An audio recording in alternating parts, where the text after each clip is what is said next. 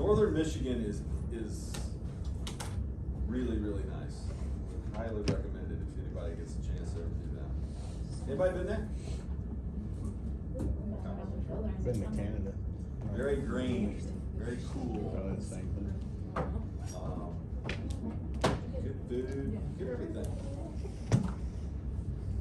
All right, so y'all have all looked at this, so we can just fly through it, right?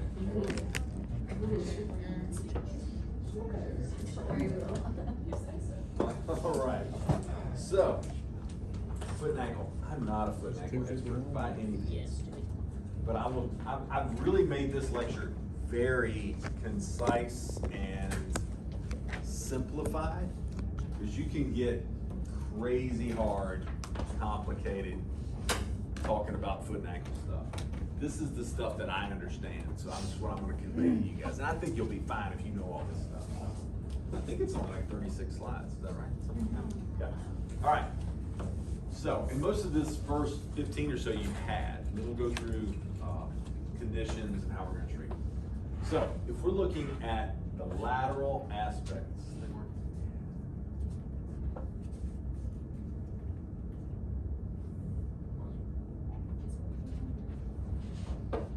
here we go. All right, so we look at the lateral aspect of this foot and ankle. We can see, obviously, the calcaneus, fibula on the outside, big lateral malleolus here. Cuboid is going to be this first row of what? What bones are those? Metatarsals, yes, very good. All right. What's this? That's a metatarsal. These are tarsals. So tarsal, metatarsals, then we get down here in the phalanges. All right. So, talocrural joint. That's up in here, right? It's hard to see from here. You can see it better on the medial aspect. Inferior to this tibiofibular joint at the talus. Subtalar joint. The talocalcaneal joint. That's going to be in here, okay? Between obviously the talus and the calcaneus. Got lots of ligaments and stuff are going to keep all this together. Transverse tarsal joints between the calcaneus and the cuboid. That's going to be right here. Sometimes called the midfoot, okay? Between the talus and the navicular medially. If you jump this way, you're going to see navicular calcaneus. So these pronators up here, when their foot gets flat, the thing that hits the ground or comes very close to it is the navicular, right? That's a bone that you really got to be able to palpate. I know we did that a long time ago, but you really got to make sure you can palpate a navicular and say, okay, this is pes cavus versus pes planus versus normal, all right? That's the big thing I want you to take from this, all right? Questions on any of that? I know that's all review. So, if you look from the talocrural aspect, I want you to think of it, and it's not this simple, but we're just going to run with this, okay? Think of it as a hinge joint, okay? It's going to allow for this dorsiflexion, plantar flexion. Now, there is a little bit of eversion there, but don't worry about it. We're going to put that over on the other side to make it a little bit easier. This wedge is designed for stability. It's a what they would call a mortise joint. We have a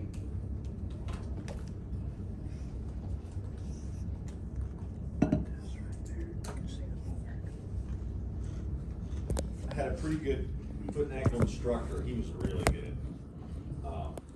And he said it's like taking two uprights. So you got a tibia on the inside, fibula on the outside. Taking two uprights and then wedging a triangular shaped bone in here.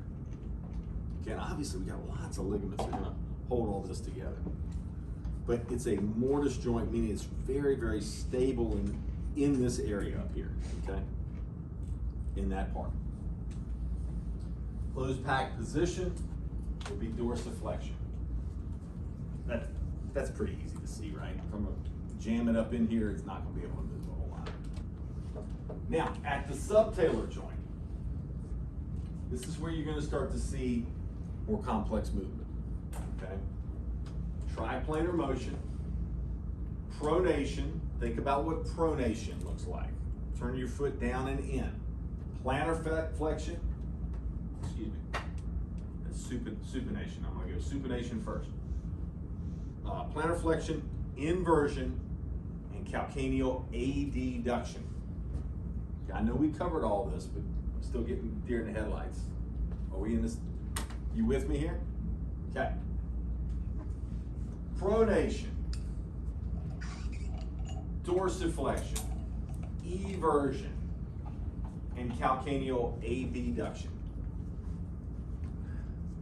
All right. In an open chain setting, if your foot is like this, your calcaneus will move on the talus. Okay? However, most of what we do is a closed chain. And in a closed chain, your foot's here, this moves on top. So talus moves on calcaneus. We'll talk a lot about mobs and stuff later. All right? Support, we got again, collateral ligaments, deltoid ligament, and the closed pack position for that joint is going to be supination. Okay? It's a ton of stuff going on there. All right, we good? Again, mostly review. Again, if you want to look at it from the ligamentous perspective, let's look lateral. That's where the majority of these injuries are going to occur. Anterior talofibular ligament. Big, thick one right here, okay?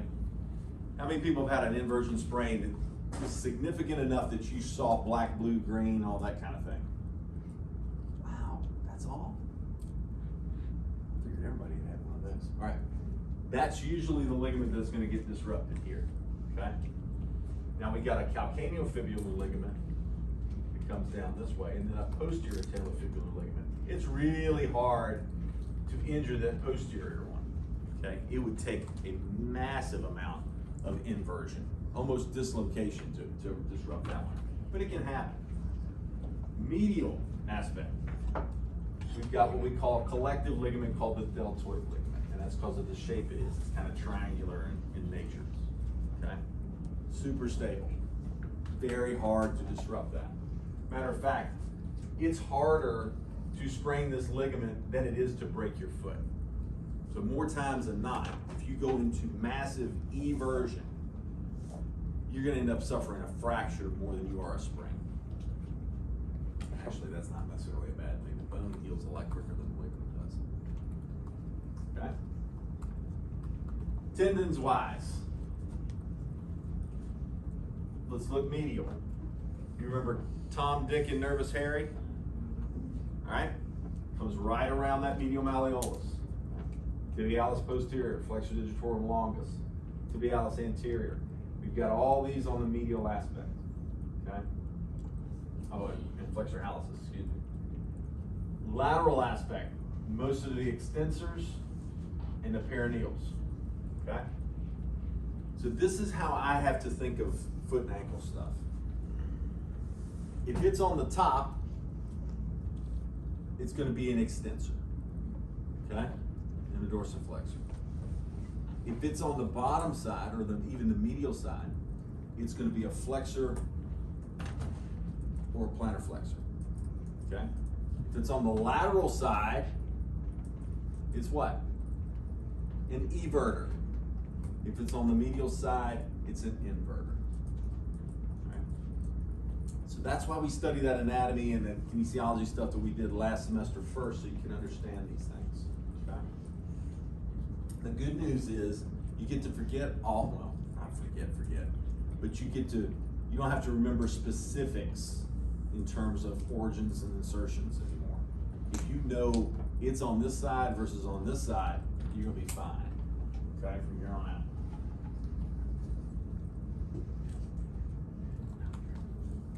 All right, so lots of joints again. You get this many bones, you're gonna have tons of joints. Tarsometatarsal, these little bag of bones here connect with the tarsal bones here to form the MTPs.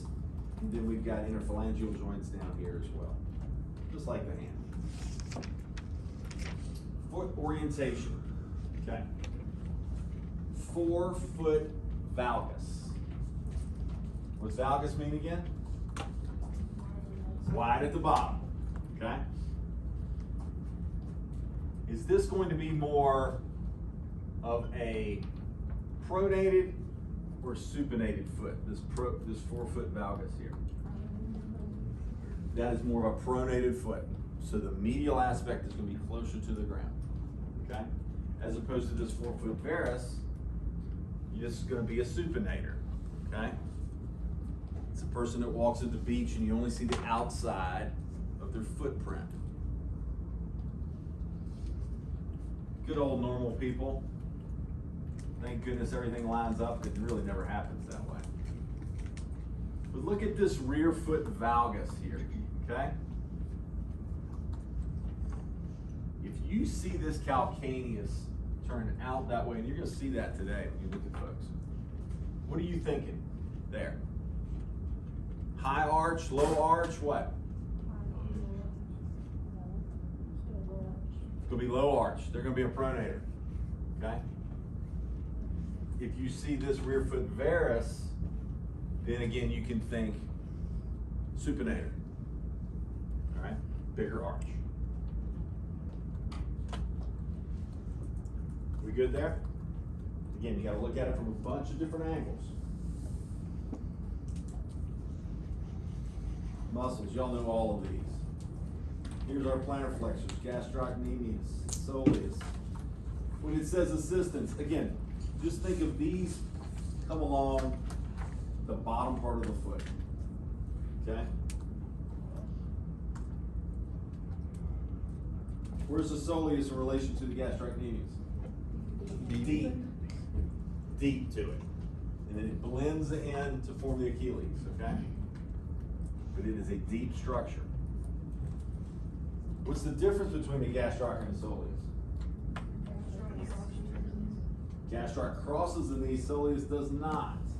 So how we stretch that will be very different. Right? So have to keep that in mind. Dorsiflexors. Tibialis anterior is a big one. Extensor hallucis longus, digitorum longus, peroneus tertius. Those are all going to be dorsiflexors. Biggest one being anterior. Inverters and everters. Again, think of the side that it's located on. Okay? These medial structures are going to be inverters. Lateral structures are going to be everters. Okay?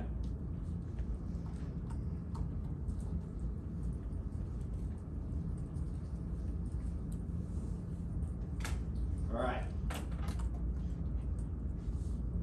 So these are the most common pathologies we're going to see in the foot and ankle. We're going to try to break these down.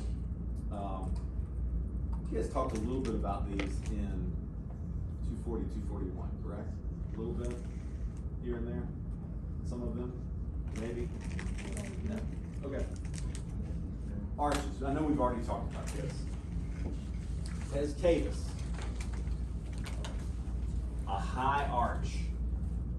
Okay. Very poor shock absorption. So what does that mean? They're usually really rigid. So they need help with shock absorption. So if you've got somebody who's got the highest arch in here, did we determine that in the spring? Okay, we'll look at it today. But these are folks that need shock absorbing shoes. Okay, they need cushioning.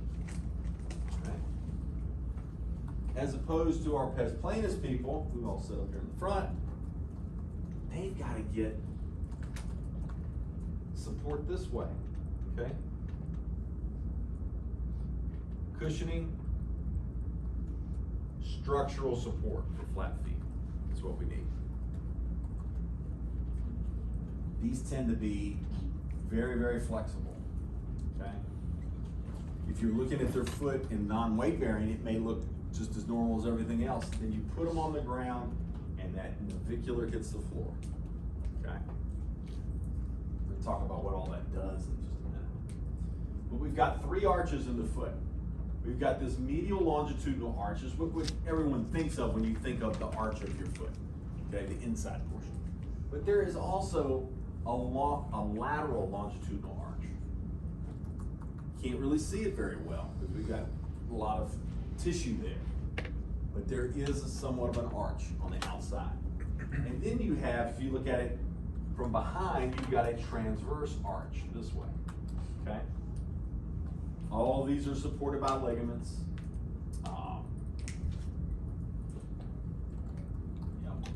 And they're gonna vary within each person. They may even vary within the person. If someone's had an injury of some sort to one side, they may not have the same level of arch as they do on the other.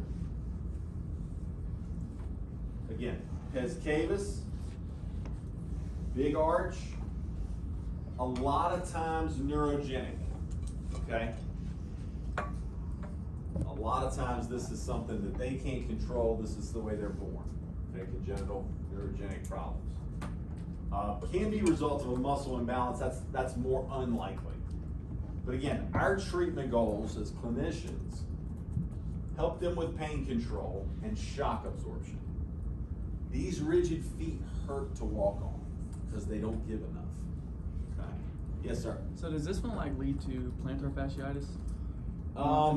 We'll talk about that in a little bit, but yeah, actually, both of these can cause plantar fasciitis. Is it more common in pes cavus? Because I looked it up and I didn't see anything that was like definitive on that. Yeah. No, I think you probably see more plantar fasciitis in pes planus because it's more common. Okay. And more times than not, the plantar fasciitis, we'll talk about it later, but it comes from the bone spur. Look at that, it's kind of exactly what it's showing right there.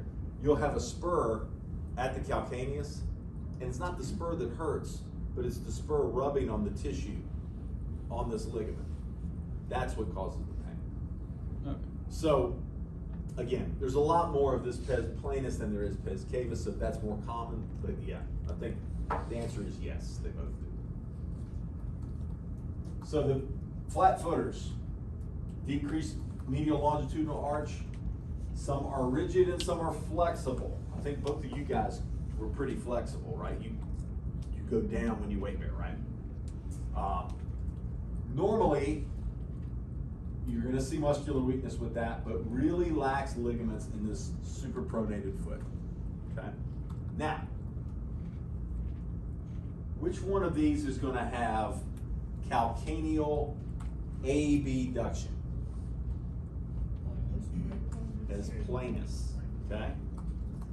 As this calcaneus goes out this way, it flattens the inside of the foot.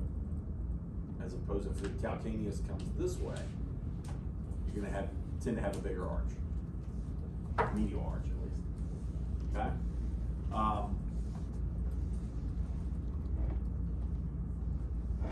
Proximal joints are gonna compensate because of this pronation.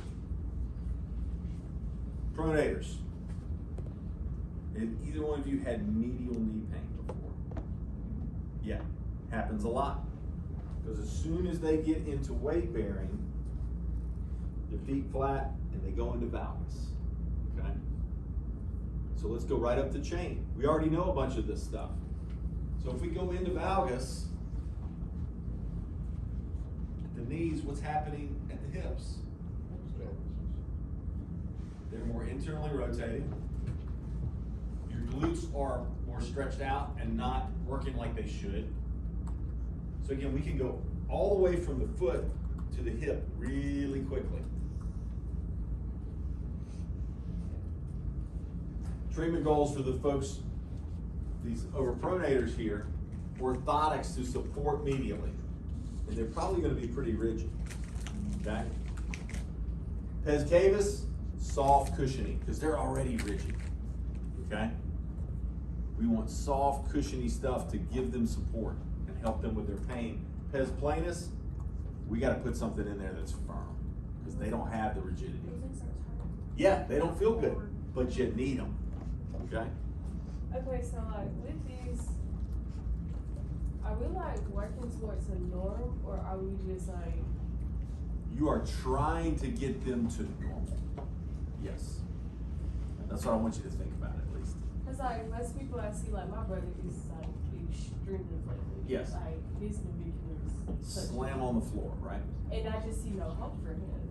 Well, but like that's what I'm saying. Like You can't change that structure. Right. You can't change his ligamentous structure. So with people like that, there's no normal to work towards. You just kind of like You're just trying to support. support. That's when Okay. orthotics are gonna, Okay, yeah, that's are what gonna I'm hold that in place. And then with people, will their arch like kind of drop with the fixed cables? Like drop to like a normal? Usually not, Okay. because it's usually so rigid. These are very deformable here. Okay. They can change. Like if you put your brother in medial posting, if he's got an orthotic that's rigid and provides medial posting, he'll accommodate to it. Now he won't like it. He won't like it because it doesn't feel good. But it's going to help everything else as we go up the chain. Yeah. And if you get used to it, you will feel better. I promise you. So I got the Yeah. medical grade ones, Yep. and it's not even like it pushes me into an arch. They put my ankle in a neutral position and then fit. You have 'em orthotic. with I you? can bring them. Yeah, bring them sometime this week. We'd love to look at And them. they're just hard. Yeah, But rigid. It just holds my ankle more neutral, so it's not. Yep, injury. exactly right. That's what you're trying to do with those. There was like certain tennis shoes I couldn't wear because it's like they have that. Absolutely. high margin. So I'll tell, who's got a tennis shoe I can borrow for a second? You got a tennis shoe? Who's got a tennis shoe? You got a tennis shoe? Just wash them. Good. If you can take it, if you've got somebody like this, that's a pronator, and you can take their foot, you see, she's got good support here. I take this foot and I fold, shoe and I fold it up, the middle part doesn't budge. Okay, really, really simple thing here. If you can take that foot, that shoe and fold it, and it folds up like a flip-flop does, that's not gonna be a good shoe for these people. You guys could wear this shoe and be pretty comfortable probably. Do you have flat feet? Or you just like to look up on them or whatever? Yeah, yeah, they're comfortable. But everybody's seen a tennis shoe before that will just fold like this. All right, that is not, that's still pretty, do that again. That's still, the toe box is what's bending, not the medial portion. So that's a pretty stable shoe. But if we've got somebody who is pes cavus, but it's nice, soft, cushiony, and it bends, that's fine, because they've already got the support that they need. All right, so that's just something I try to convey to patients. That's really simple. You can talk shoes all day. I used to have a shoe expert that would come in and talk to PTA students, and he was so in depth that people would be like, "Oh, he's just talking for an hour. We don't know what he's talking about." This is what I want you guys to understand. It's about the rigidity of that bend. Okay. These people need it to be rigid. These people want it to be soft and cushiony because they're already rigid. Okay? Tell me if this isn't making sense.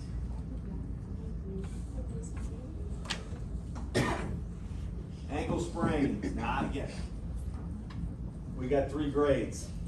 If you see that black and blue like this, and all that ecchymosis, we know that there's been ligaments that have been disrupted. And if you get one like this, your toes are going to turn green, everything. It's gruesome. So what's the first thing, if you saw somebody like this, what's the first thing you're thinking about? Ice, that was good. What else? Elevation. Compression. Okay? The Rice principle works really well on an acute case like this. All right, you see down here, the ecchymosis is resolving. It's kind of yellowish now. Now it's down in the toes and everything. How do we get that out of there? Can you wrap individual toes? Nope. You ain't gonna tape them together, really. You just do some. Exactly. Movement. Movement. Get this thing moving. Now, maybe, more times than not, there's no injury down here. It's just that's where the swelling goes, okay? Just because of the dependent nature of our walking on our feet. If you walk on your hands for a couple of weeks, you won't have that, all right? But when you get this, we know that tissue has been fully disrupted, okay? That is a serious sprain. That's what I usually tell people. is if you see all this discoloration, we know we're at least grade 2, maybe grade 3. Okay? And what I tell them is this: if you've had 3 of these in your life, it's 3 strikes and you're out. You're headed to surgery. Okay? Because the ligaments are just not going to respond. Matter of fact, if you have 1 of these, it's not going to be the same. You can do all the rehab in the world, but that ligament's going to be more lax than it was before you did this. And I've seen a lot of ankle sprains. Okay? I had a girl who ended up playing soccer at North Carolina. So she was a stud. I mean, God, she was the grittiest athlete I think I've ever worked with. Her first game of her senior year, first game, she blows her ankle, it looks like this. Okay, again, she's already committed, signed, all this stuff. I'm like, we need to take at least a month off and get rid of the swelling, get your mobility back, and then start to build your strength back. She'd hear none of it. She'd hear none of it. She would put this in a cold whirlpool. I mean, I'm talking ice in the whirlpool. Numb it to the point where we could wrap it, and we would put her in a brace, and she'd play. And she played all year on this thing. It was awful. It was horrible. It was horrible. Got to the state championship. She wraps it up again. She actually even tweaked it again, even in the brace with the wrapping. Tweaks it again, continues to play. Wins the state championship. She was just incredible. Kind of stupid, but very, very determined. But it lasted all year. All year. So those lateral ligaments, that's 95% of sprains. Okay, and again, anterior talofibular is going to be the one that's most affected, the ATF. Next would be the calcaneofibular, and then the posterior. It accounts, look at this stat here, 14 to 25% of all sports-related injuries. So this is the most common injury in athletics. So when you put like the patient you had that went to Yeah. state championship, when you put them in a brace like that and you have them moving on ligaments that haven't fully healed, does that cause even more irreparable damage? I kept telling her, I'm like, we don't need to be playing. Yeah. Yeah. Her How's she doctor doing would now? say, she'd say, put the brace on, let's go. And she'd limp around and whatever. Yeah, I mean, it wasn't the right thing to do, but she did it. And again, this is caused by inversion stress. So it's a roll to the outside. When'd you first do it?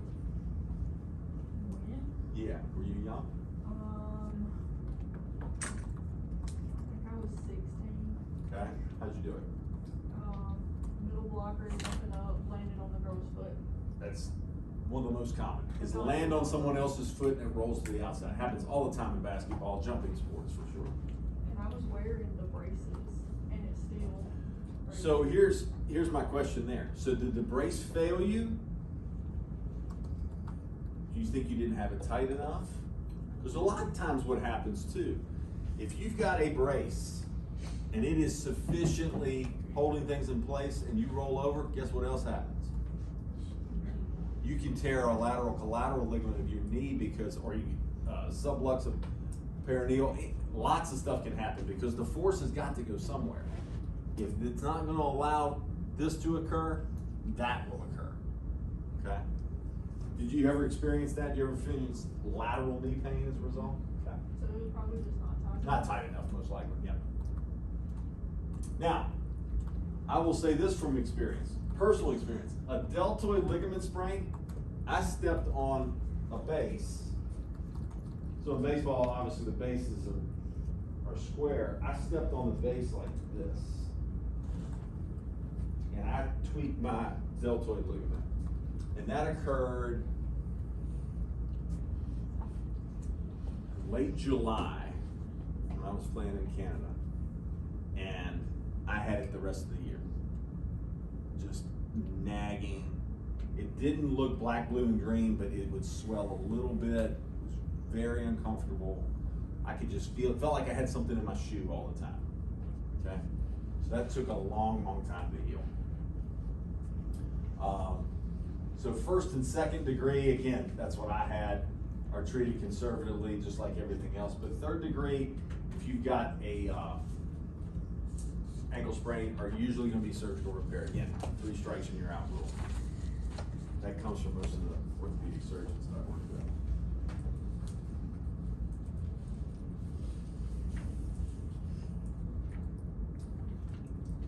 So you guys hit on it perfectly. So the phase 1 is going to be protection. RICE, rest, ice, compression, elevation. Ice every couple hours for the first 24 to 48 hours. I will tell them, if it's tender, ice it. Now, if it's just swollen and it's not tender to touch, you can probably get away without it. But it's still not going to hurt it for the most part. ACE wrap. You guys worked on this, right? Using ACE wrap can help move that fluid out of there very efficiently. And it's something that can be done at night, okay? I will tell, if someone's got a severe ankle sprain, I will make sure they know how to wrap, and they start distally to proximal with the pressure, okay? Make it tight around the toes, work it back up above the ankle, and make it loose, so you're trying to squeeze that fluid out, okay? The other thing that I will tell them to do is put 2 cinder blocks underneath their bed. So their bed sits like this, okay? Their foot's gonna be above their heart. That fluid will not accumulate in the ankle, okay? Now, again, they gotta go around to walking, so the fluid's gonna come back. But the longer you can keep that fluid out of the ankle, the better chance this has to heal, okay? Swelling, especially with the ecchymosis, is really counterproductive to the healing process. We gotta get it out of there, okay? Braces and splints, there's all kinds of things out there. Let me grab a couple that we have in here.